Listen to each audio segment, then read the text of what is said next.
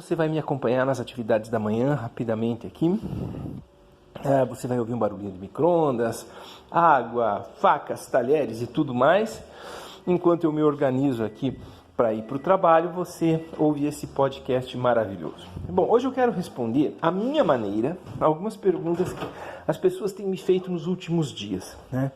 Muita gente me considera o comunista da internet, tá? E todo mundo falando muito a respeito de Lula livre, STF, votação da história do segundo grau, né? Se prende ou não prende no segundo grau, ou se esgotam todos os recursos para que a pessoa passe a cumprir pena, tal e coisa. Bom, sobre isso especificamente, eu gostaria de não falar, porque é uma questão mais de convicção, né? Acho que não é essa a ideia da gente ficar aqui discutindo convicções pessoais. Mas tem que esclarecer algumas coisas, pessoal, porque a fantasia de alguns extrapola a realidade. Vamos dar um exemplo bem claro aqui? Bom, vou dar alguns exemplos. Exemplo número 1. Daniel, você acha que soltarem o Lula resolve a situação do Brasil? Não, gente, eu acredito que não, né? Não resolve, porque o Lula não é o presidente. Infelizmente, o presidente é aquele senhor que lá está por ter sido eleito, utilizando os seus próprios meios e mecanismos. Meios e mecanismos citados pela Joyce Hasselman lá no programinha Roda Viva, né? Não é por mim, não sou eu que disse. E até aconselho a todos que deem uma olhadinha nas últimas declarações da Joyce, né? A Joyce esclarece algumas coisas, porque a gente entra naquela fantasia religiosa, acreditando que esse atual governo é um governo divino, né, que se apresentou, não é de representantes divinos que veio salvar o Brasil do comunismo. Não é, né? Eles vão responder por muitas coisas e espero em Deus que tanto deputados quanto os próprios juízes possam e o Ministério Público possa discutir essas questões. Muitas coisas estão escuras, muitas coisas estão obscuras, sombrias e precisam ser reveladas sobre esse governo que está aí. Mas vamos voltar. O Lula vai resolver o problema do Brasil? Acredito que não. Mas, pelo menos vai criar uma frente, né? Pelo menos vai mobilizar uma galerinha no sentido de conseguir mobilizar uma frente de fato, né? Fazer algumas pessoas voltarem a pensar sobre aquilo que acontece com elas. Lula é perfeito? Não é.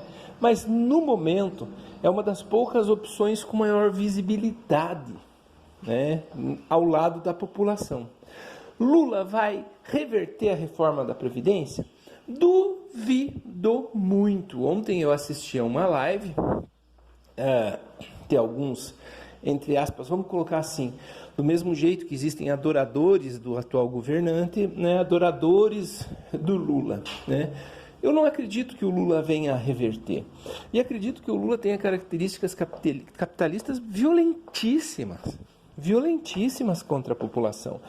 Por isso que à época eu ainda me sentia mais confortável e mais feliz à época da nossa presidenta Dilma, né? As pessoas debocham do jeito da Dilma falar, do jeito da Dilma se posicionar, mas a Dilma tinha uma leitura muito mais clara do atual momento que nós estamos vivendo, né? Do momento em que nós estamos vivendo. E o momento que a gente está vivendo, pessoal, é um momento caótico, é um momento em que se exterminam os direitos trabalhistas com o objetivo de se produzir emprego, né? Ou seja, vamos produzir empregos subempregados, e quem viveu em cidades pequenas sabe o que são subempregados. São pessoas que não têm um emprego formal e precisam se virar, né? Tirando um matinho aqui, passando um veneninho ali, fazendo uma colheita de fumo, fazendo uma colheita de que mais? Feijão.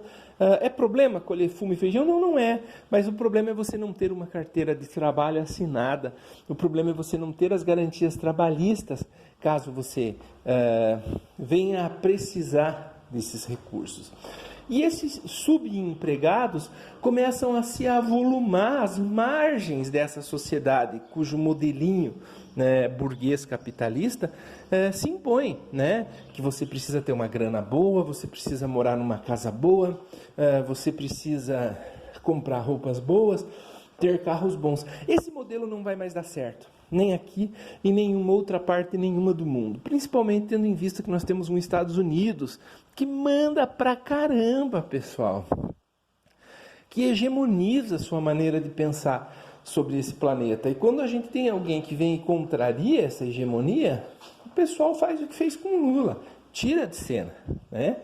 Agora, é importante, pessoal, que a gente comece a pensar o seguinte: se não surgirem novas lideranças progressistas, pessoas que tenham um pezinho um pouco mais à esquerda, Lula não dá conta, PT não dá conta, ninguém dá conta, né? Já chegou um determinado momento, pessoal, em que essa sociedade, né, a maneira de produzir dessa sociedade não dá mais conta. Se a gente começar a pensar na Previdência, por exemplo, quantos recursos naturais nós teríamos, por exemplo, para dar conta do déficit da Previdência? Por que não, né, uma parcela, por exemplo, do pré-sal cobrir essa suposta dívida que dizem que a nossa Previdência tinha? Porque o interesse não é resolver o problema da Previdência, o interesse é diminuir o investimento dos empresários, é diminuir, é reduzir pra caramba, é aumentar o lucro do empresário e diminuir a parte dos trabalhadores desse lucro. Com o passar dos anos, provavelmente até 2050, pessoal, a gente já não tenha mais emprego, a ideia do pleno emprego, principalmente num país como o Brasil. Alguns dias atrás a gente falava a respeito lá do Domênico de Masi, se eu não me engano, do ócio criativo, que dizia: olha, vamos diminuir nossas jornadas de trabalho para que outras pessoas possam entrar e ter empregos também, e nós podermos ter mais tempo com a nossa família, e reduzindo assim a nossa carga de trabalho, outras pessoas possam trabalhar também. Vai chegar num determinado momento que, mesmo trabalhando poucas horas, mesmo já sem direitos trabalhistas, grande parte da população jamais venha a ter acesso a qualquer tipo de atividade formal ou informal, de empreendedorismo ou de carteira assinada. E aí é importante que a gente tenha outras estratégias, né? Por exemplo, quantas e quantas multinacionais poderiam ser sobretaxadas para que pudessem vir a participar de um fundo, né, de amparo à população, fundo de amparo assistencial, para que todo mundo pudesse ter uma renda mínima, como foi proposto lá pelo Suplicy alguns anos atrás, né? Bancos, por que os bancos não são sobretaxados nos seus lucros extremos, para contribuir para que todos nós pudéssemos ter acesso a essa renda? Por que as multinacionais não são sobretaxadas? Por que a Petrobras não é sobretaxada? Por que essas empresas não participam, não distribuem a sua renda, o seu lucro com a população? E enquanto essas empresas não começarem, enquanto os nossos governantes não conseguirem entender que enquanto esse modelo de exploração mundial persistir, vai ficar muito complicado pensar no Brasil, tentar tornar o Brasil competitivo de alguma forma. Você que está aí do outro lado, veja quantos desempregados você conhece. Eu tive a oportunidade de assistir na segunda-feira um programa chamado Me Poupe. Me Poupe. E uma das coisas que a apresentadora pediu à participante é um reality show, né, sobre questão de finanças, tal e coisa. Foi: olha, pense em 10 situações que você poderia, em 10 alternativas para você complementar a tua renda nesse período. Ela precisava de R$ 4.500 em 30 dias. E aí ela sugeriu: olha, meu marido faz quick massage, né, massagens rápidas de 25 minutos, cobra R$ 30 por massagem. Durante 15 dias o marido dela fez massagens todos os dias e conseguiu faturar apenas R$ 600, né? Aí ela deu outras ideias, levar cachorros para passear, etc. Claro, eu acho que todas as pessoas precisam, dessa veia empreendedora, precisam, enquanto as coisas são como são, a gente precisa sim, de fato, correr atrás, mas é muito importante que a gente possa olhar para essas atitudes empreendedoras, né? Eu, por exemplo, no período de desemprego, cortava grama, fazia pão para fora, fazia salgadinho. Hoje em dia estou trabalhando, não tenho tempo para isso.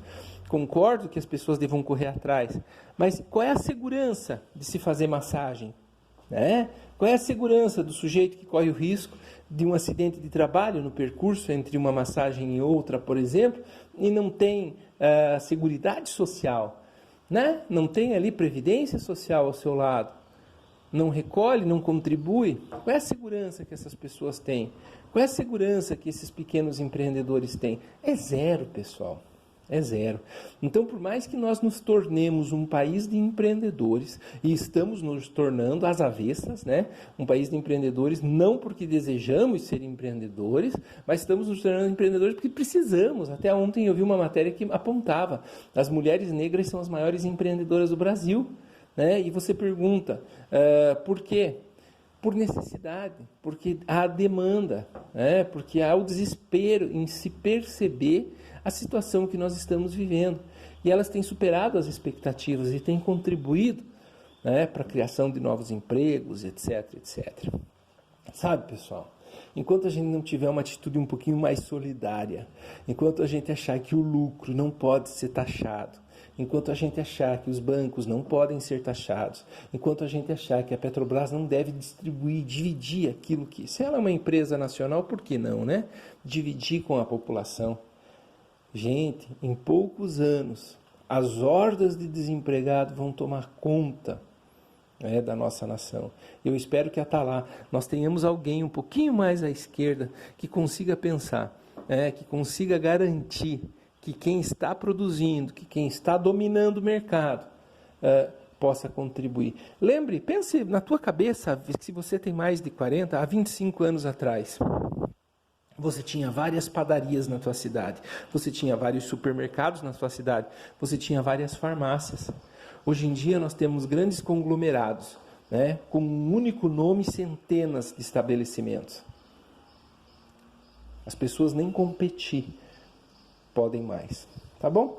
É isso que eu penso. Um bom dia. Tchau, tchau.